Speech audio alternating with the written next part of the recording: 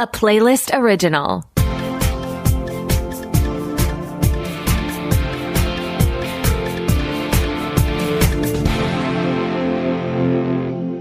Welcome to the Pilot Podcast, where we review the pilot episodes of TV shows to answer your question, should I watch this? My name is BJ. And my name is Mitu. And this week, we're watching Leanne on Netflix, Eyes of Wakanda on Disney+, The Nice Guy on Hulu, and Naked and Afraid Apocalypse on Discovery. So stay tuned to the end to find out how long BJ would last on Naked and Afraid. 45 days. I know that's right. Increase it. Winner. I'll reveal my secret technique. Yeah, stay tuned to the end for BJ to reveal how to do that. In the meantime, let's find out what happens when your partner sends you a breakup email. You're talking about Leanne on Netflix when her husband leaves her for another woman. A resilient Southern mom, Leanne, played by Leanne Morgan, starts over with the support of her loving but unfiltered family, especially her sister, played by the icon Kristen Johnston. And I feel like I should just off top say this is a Chuck Lorre joint. Your favorite type of sitcom. I love a Chuck Lorre joint, and apparently he reached out to Leanne after seeing her comedy specials, was really charmed by her, and was like, let's do a multicam. And for me, I'm very grateful that that conversation happened. And I think this is, as you mentioned when we were discussing the show, bringing back a style of TV we haven't had in a while. When I saw that it was like 19-minute episodes, classic sitcom structure, multicam with audience laughter, and that it's 16 episodes, so you get to really live in the show and watch these people grow and develop and build off of each other, I was just so happy. I get why, to reveal a bit of your thoughts when we were talking about this before we started recording, that this could feel predictable. Mm-hmm. For me, it felt like a warm hug. I see both sides. I think the structure of this show is exactly what you expect. Yeah. To the point, this feels like something you'd see on CBS in the 90s. Highest compliment. Yes, that is a style of show that people love. And I think you have to decide, do you want more of that or not? Yes to deciding if you want more of that or not. For me, I decided I do. As somebody who, in the year of our Lord 2025, today watched 3 episodes of Mad About You while I was working. So I truly live in a 90s sitcom. And if you choose to enjoy this format, what I also liked is that it was just a strong entry into that. There was very tight storytelling. I feel like we got a lot of humor, a lot of really great cast members introduced. We understood their relationship to each other while we laughed along. And I thought the reveal of Ryan Stiles as Bill, for those of us who were raised by Whose Line Is It Anyway, was really exciting as well. I agree. That is one of the strong suits of this style of storytelling. We actually met a lot of people in Leanne's life, but it wasn't overwhelming. The story was easy to follow. And yes, I kind of see where it's going next, but it was satisfying how much story they were able to capture in that episode. While cracking me up, when she said, I get my son in the divorce, that cracked me up. When her daughter had that moment where she was like, I'm a mess, but it is because I'm a child of divorce. That was funny. I thought the church scene was very funny. For anyone who has ever touched their feet to the ground of the South and been in or near a church, you could understand how quickly information spreads. And so I thought it was very funny to see Leanne and her sister sort of attempt to control the story there. Mm-hmm. Because you just can't in a Southern church. Like, it's just not happening. And within that tight storytelling, I love that we got this starting over story.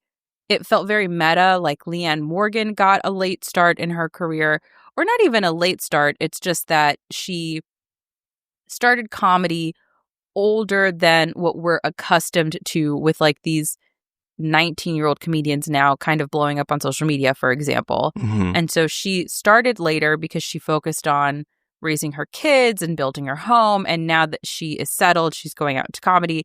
And she got this sitcom at 59 years old. And I just think that's really cool.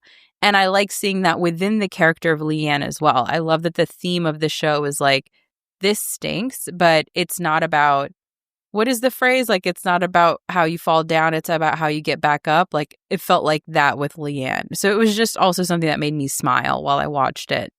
And I like that she has her sister Carol as a supportive figure, someone who's twice divorced in the show and happy, well, maybe too happy to see her sister now go through the same experience. But it's helpful that as she is starting over, it's not a sad, woe is me, everything bad is happening. It's like, okay, let's try and make progress. Let's see what is possible. And I also have to say, I think not only is it good to have Carol there, I thought she was funnier than Leanne. She's so funny. She steals the show for me. She's key to the success of the show, in my opinion. As are Leanne's parents. Yeah, they're fun. They're so funny. So me too. I know your rating for this show. I know your relationship with this show. Mm-hmm. Do you now want to share with our listeners what you would rate Leanne on Netflix? Okay, I would like to add a bit of context. First, if you are Comedy Hive, if you're Sitcom Hive, if you are someone who enjoys any kind of 90s sitcom, I think you would love this. So watch again seriously. Second, this show came out a bit ago. So I started it last week before I even necessarily registered that we were reviewing it. Mm-hmm. So yes, I did watch all 16 episodes in the last week. So wow. Yes, I have watched it seriously. Yes, I have seen it through. Mm-hmm. You will love the way this season ends. Ooh. So I did go beyond the pilot episode in this case. A little bit, yeah. All right, what about you? I think this is something I might watch casually, maybe while folding laundry.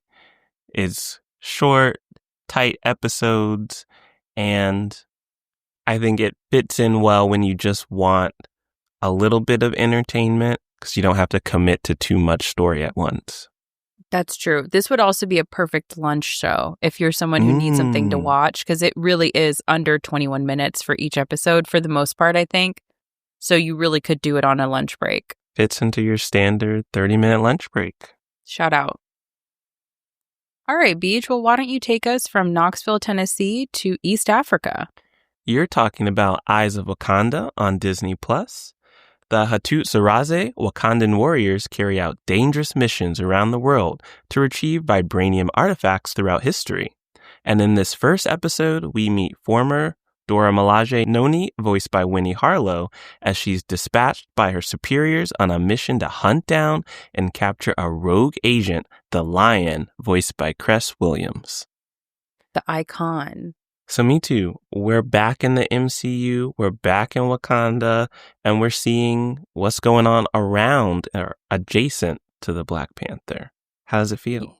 You might be shocked to know that I remember the events of both Black Panther movies that I watched. Oh, I know you saw the first one probably as many times as me, minimum 5. I saw it in theaters truly, I think, 4 times. Mm-hmm. I know I went with you. I watched it for the first time. We watched it for the first time 4D. Together. In 4D, what an experience. Don't know that I recommend 4D ever as an experience. Nope. And then you and I may have seen it one more time, and I know I kept taking friends to it. You need to, even if you are not a superhero person, you need to just come with me and come sit down and watch this movie. So I remember the events of Black Panther, and I also remember that one of the primary things that came up when we were introduced to this world of Wakanda and vibranium and this really powerful people is whoa, were they just standing by while all these wild things happened in the world?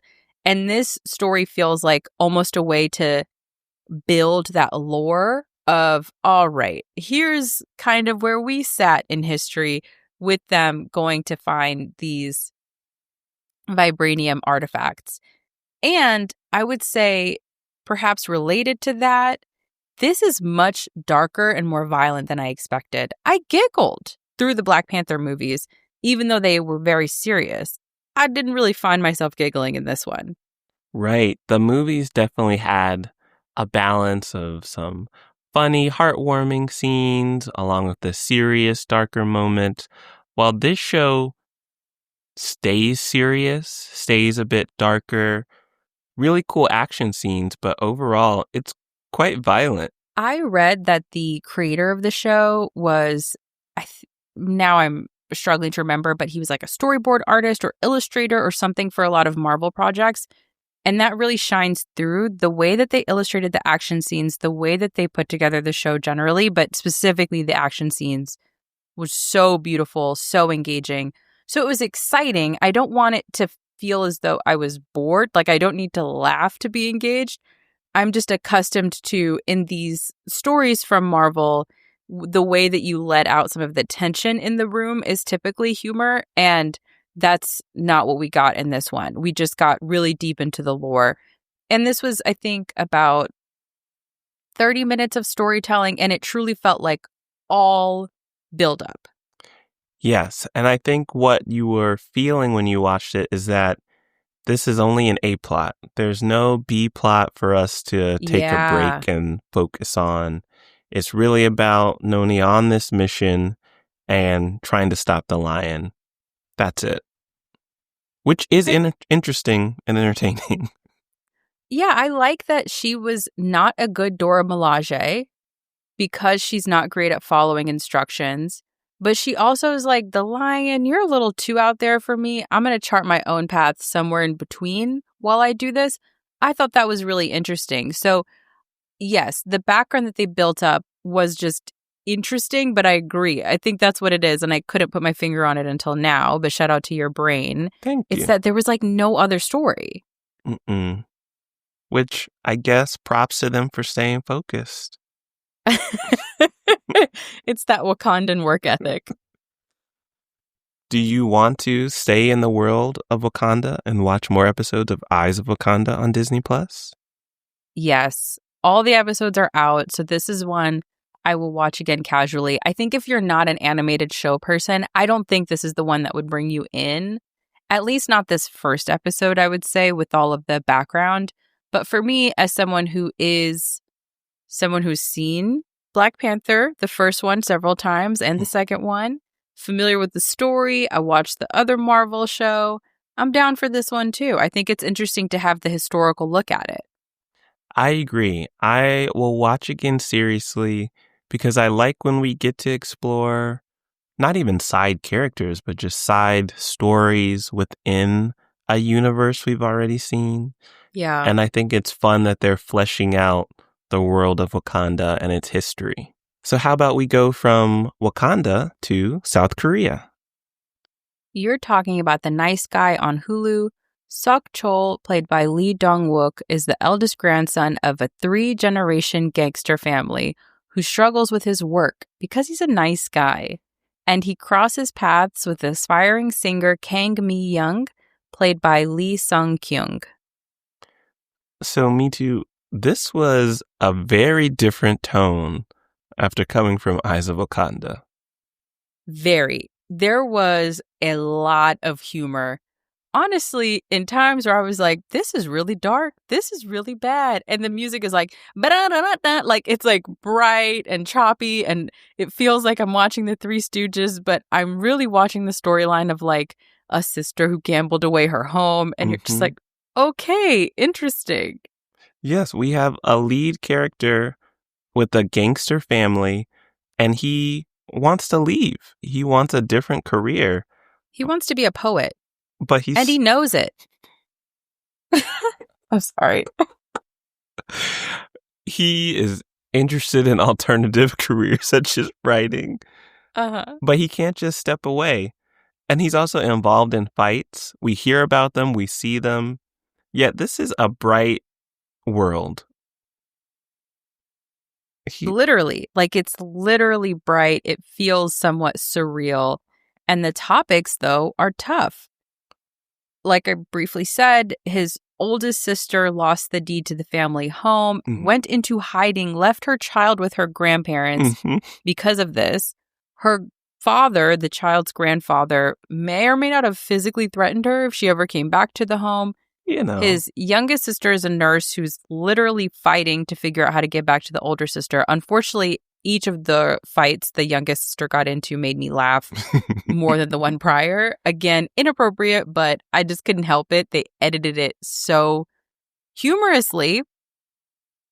And we know that this guy is such a nice guy that the doctor that the younger sister is seeing is a doctor because he was protected from bullying by our lead. And then in true K-drama fashion, our two leads have crossed paths before, and now they're reuniting. The spark is still there, and we're going to see how they're going to balance being a gangster and being an anxious, dreamer singer and come together. I love the classic K-drama storytelling. He has to do one last job before he fights his way out of ever doing crime again. And then for her, like, she's not like other girls. She's not interested in the fame. She's just so taken by the music and she loves to sing and she's like Hilary Duff and Raise Your Voice. But the thing is, she's going to eventually have to get on a stage, but she's very, very shy about it. So I just love that there's like these classic storytelling elements with these. It's just fun. Even when they see each other, it feels like there's like an actual magical moment when they cross paths again. Like it felt surreal in a fun and light way. Again, for a pretty dark show. Very dark topic, but as soon as they see each other, you can like see the sparks fly. The younger sister is like, why y'all two making googly eyes at each other? Yes, and literally looked like googly eyes. He's like, I'm just being supportive of your friend, you know? Want her to be happy. I'm just a nice guy. You ever heard of one of those? That's truly his whole shtick. Y'all, I told BJ this before we started recording. I always am surprised by how direct these K-dramas are in the titling. I did not expect him to be so nice. But he is literally a nice guy. He's like, maybe they will subvert my expectations and he's a bad guy. That's genuinely what I thought. And then we see him do all these like lovely things for people and read a poem in his literature class. And you're just like, oh, he's a nice guy. That is his thing. Huh. He is a nice guy. They're not trying to make it complicated. And I think that works. And what I like, not only is he a nice guy, but this is a very family-driven story. Yeah. Yes, he's in a gangster family, but all of the plot lines tied to siblings or nephew, grandparents, a mother, like it's all of these people close to you that you care about. He's being nice to them. He did actually have a very sweet scene with his nephew where he calmed him down, which was nice. Oh, there it is again. Keeps coming up. Do you want to watch this nice guy on more episodes on Hulu? I'm not fully convinced, but I think I would watch again while cooking, which I do admit is a bit of a challenge because I was watching with subtitles. Yeah. But I think I want to see what else will come up of this story, especially as Sukchul and Mi Young start dating. I'm assuming they'll start dating. The sparks are there. And as they reveal more of their past to each other. I totally agree. This was a fun, sweet show that I want to see more of. And if you're a K-drama person, I get why. I think, BJ, you were saying, like, in the K-drama streets, some people thought it was, like, a bit too silly. Mm-hmm. I get why they think that, but for me, it was fun. So if you're looking for something that is a dark story but has these fun elements, and it's very much a K-drama, I think you would enjoy this. Awesome. All right. Well, why don't you take us from South Korea to South Africa? You're talking about Naked and Afraid Apocalypse on Discovery. Naked and Afraid is taking veterans of the series to a scorched apocalyptic landscape where they have to survive for 35 days in 4 teams of 3. With no shelter, no food, no water, and no clothes. Naked and Afraid. So my first question is why? That's an excellent question. So, these people have been naked and afraid before. Yeah. And I think they liked it. So why not more? Why not more intense? Why not longer? Why not really challenge themselves to see how long can they be naked and afraid? We see them close to dangerous snakes, Mhm. lions, Mhm. elephants, Mhm. crocodiles. Mhm. We see them drink colored water. Mhm. We see them get sick. Mhm. We see them avoid breathing bat poop Mhm. because that is toxic for the lungs. We see them walk through nails. Mhm. And thorns and rocks. We see them, a couple of them, huddle into a metal tube with no outlet on the other side of it, next to where animals get water. And no heat, even though they had a fire, it wasn't enough. I just was so like the thing that kept running through my mind, because I will say that this episode was too long. I think 90 minutes is way too long. You don't need that for your pilot. No pilot needs to be 90 minutes. None. So it shall be declared. Like, just none. Because that's a movie. Now you've made a movie, which is great. I love movies. Make it a movie, finish the story. Mm-hmm. 90 minutes is too much. And for like 80% of that 90 minutes while we're watching them use these very interesting and very specific skills that they've developed to survive, I just kept thinking, why? Like, I literally have in my notes written over and over again, why? To see if they can. These are people who want to challenge themselves. In such a way. Exactly. In a place where the temperature ranges from 64 degrees to 112 degrees, where all of these, let's be reasonable, fair-skinned people are standing directly in the sun with no clothing. I was curious about that too. I was curious about the sunburns on the Naked and Afraid set. One person talked about sun sickness. You get too much sun, you'll get ill. Last summer, I had lunch with my friend's wife in Texas, and it was 112 degrees. And she and I walked out of the restaurant, and I said, call a cab, because I could not figure out in my head how I was going to walk in that heat for the 6 minutes to get back to the place that we were staying at. Like, I could not wrap my head around it. You need an umbrella. Yeah, maybe I needed a parasol. I will say, though, coming back to the skills, it was interesting to see, like, they come across these kind of funky things, because it's clearly some kind of doctored set where they've tried to make it look a bit apocalyptic. So they come across like an old wheelchair for some reason that is like a big get, and they fashion a bolt to fix it. We see one of them, Amber, sewing wire, which I thought was fascinating to be able to catch fish. We see them cut tires into shoes. That was cool. We learned that Waz has spent 140 days naked in the wilderness for $100,000. But he also said he was a successful defense contractor. So I guess it really is the love of the game, because, like, you're losing money then, right? If you're spending 140 days naked in the wilderness. I want to say everyone except, I believe, Amber, this is their hobby, their side gig. Go out into the woods for a while. I was thinking of learning to crochet. Oh, that's kind of lame compared to this. I would go to South Africa. I've been to South Africa. I would return, I should say, but I would just go to one of the, like, many lovely resorts I could stay at instead of doing this. And survive in a resort? Yes, I would survive the resort conditions. Like, it's like I'm without shelter while I'm by the pool or in the reserve, in the nature reserve. And for that, 6 hours that I'm out there, Mhm. I guess I'm technically without shelter. Oh, okay. You're in the bathing suit, kind of naked. Kind of naked. Uh-huh. Not afraid, though. No, unafraid.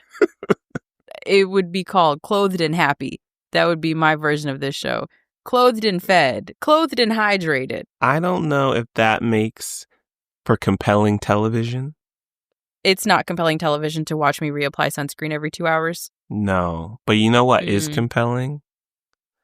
When a group of people are hungry, dehydrated, hot, and have to work together.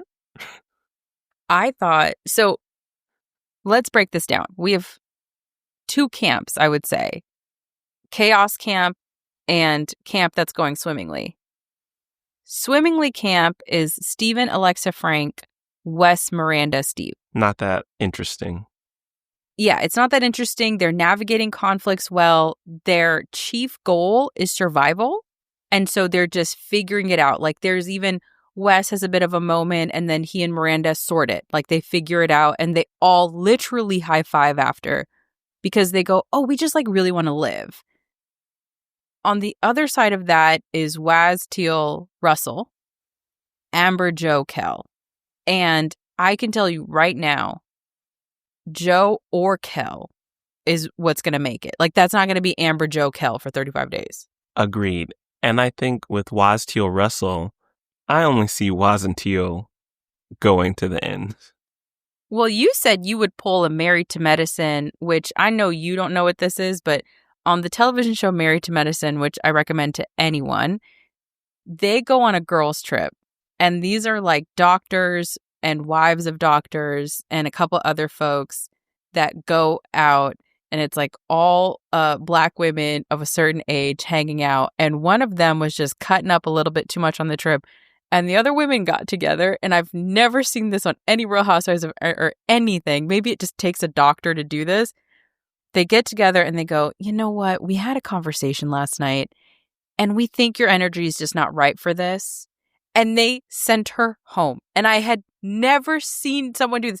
She was shaken. She was like, oh, okay, if that's what you think is best, because she's not going to cause a scene, even though she later does as she processes it. Because I also wonder if she was so surprised that she just didn't even have the wherewithal to cut up in the moment, because she certainly did after. She actually threw, I want to say, a funeral for herself in the subsequent season because she said they tried to bury her or something like that.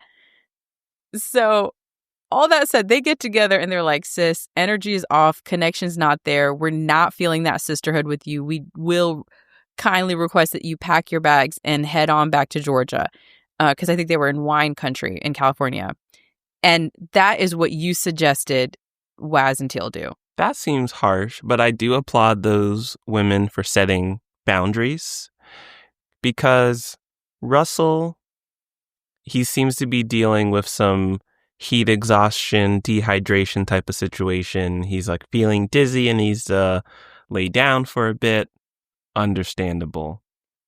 But he gets bursts of energy and does not use that energy to help the team, while Waz and Teal are using their little bit of energy to take care of him. And after one day of that, I would say, look, it doesn't seem like we are compatible. Sorry, Russell. I think you should go home. You don't look well when you're not doing your fun hunting activity. So this is where we part ways. That's what cracked me up. He was literally gray. Mm-hmm. Like he truly skin looked gray. Yeah, started off so I was legit like, sick. He's sick. He cannot move. What can he do? But then suddenly he lights up. And when he was doing an activity he wanted, and then when he stopped doing that activity, back to the fetal position. And I was like, oh, that's not going to clear it. Because I felt similarly badly for Amber, where it's like 3 in theory is better than 2. But if your 2 teammates are fighting and holding up progress, you really just want one of them to go forward with you at most. And then similarly for, especially Teal was saying, I'm going to run myself into the ground if I pick up the slack for both Russell and me. Like, she would be better off with just Waz. Exactly. The key to survival is working together, and these two teams have not reached that. No, they have not figured it out. Would you vote out Joe or Kel if you were Amber? That's a tough thing because it's very difficult for me to empathize with any of this. Like, I literally cannot fathom, conceptualize, conceive of being in a situation like this. I think that Kel is more annoying, but I would get rid of Joe because he's a shorter fuse. Ooh. And I say that because Kel does something to frustrate Joe, and I agree with Joe. What she did was frustrating. Mm-hmm. But then once she did that, it felt like she was dead to Joe. Like, she could not breathe around him without him being like, so you have to inhale every time after you exhale. Like, that's really your whole thing? That's your whole thing? Inhale and exhale? You can't do exhale, exhale, inhale? Like, there was just not a move she could make that he didn't snipe at, have a gripe with. At one point, I genuinely thought it was going to be physical. Like, I got scared. And so I think, like, if I accidentally frustrated Joe because we're hungry, like, there's no sleeping on it. You're not having a full night's rest. There's no glass of water to sort of fix your dehydration, reset you. So I wouldn't want to frustrate Joe and then have to deal with a short fuse for the rest of our 34 days. That's smart. You don't want to risk being the new Kel. Yes. Whereas Kel, it's kind of like, I know what I'm walking into. She's annoying, at least in this context. Yeah. I don't know how she is in her day-to-day, but I know that she was annoying in that scene with Joe. But at least that's like something I could tolerate because I would just figure my way around it. I would be scared of somebody who is that angry at me. Like, I think that is a risk. I'm not saying Joe wants to hurt these people, but I did get nervous it would escalate. I really did. They were getting frustrated. Yes. And this was just day one, night one. Yeah. So, Mitu, will you keep watching the other 34 days of this adventure on Naked and Afraid Apocalypse on Discovery? If you have the stomach to tolerate this kind of thing, I suggest you watch again seriously. I think it's interesting. I think the team dynamic adds a really interesting element, especially making it 3 instead of 2, which is, I think, what they typically do. Mm-hmm. That makes it fascinating because there's just always going to be a little friction between a couple people, unless you're on the 2 teams that get it and just want to live. But for me and for other people who can't handle the sight of, like, dirty water, people vomiting, people covered in dirt, animals being killed, mystery eggs, please don't bring that up again because I will get sick. Think happy thoughts. Think about your dog. Ooh, happy, yay. I'm genuinely curious to see how these people make it, and who will make it, to the 35-day mark. But I think I would have to watch, like, every few episodes. Like, I'm just checking in every 4 or 5 episodes. That's fair. I see you personally watching, like, one of those highlight clips of each episode, condensing it to truly 2 minutes max of this is what you need to know. Because it's hard to watch for me. It really is. Like, it just was hard I to see watch. that. But the conflicts are juicy. The relationships, the group dynamics are interesting. I would watch again casually. I don't love watching people drink dirty water from a standing pool that animals are using. But I don't have a physical reaction to it, so I can handle it.